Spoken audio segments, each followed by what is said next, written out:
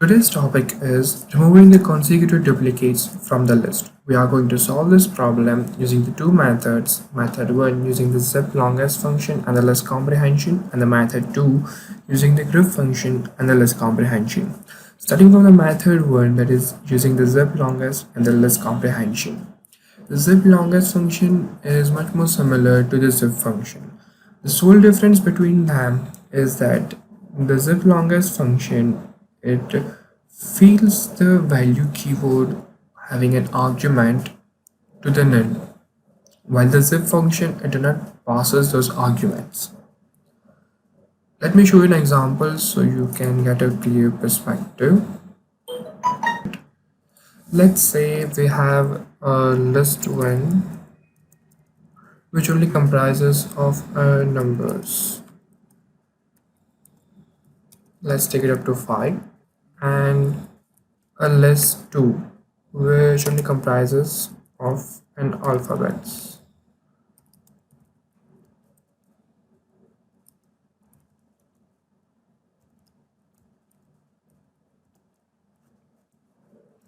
And now we are going to print the zip as well as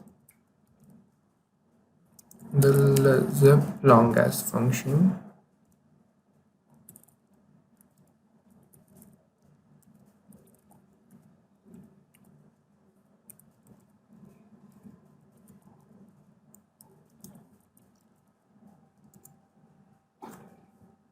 So now, as you can see it over here in the zip function, it didn't take the 4 and the 5 values of the list 1, while the zip longest did, and have been set to the null.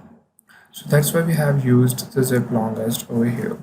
So in this list comprehension over here, what we're going to do is for I comma j of our zip longest, we have been passed list 1, and we have used a slicing that is from the first index have been passed to the second parameter of our zip longest function, and we are comparing. If they are not same, then we are going to store that value in our another list, and then we are printing it out. As you can see it over here, 2 have been repeated twice, which have been set to the 1. 3 have been repeated thrice, which have been set to the 3, and then the so on.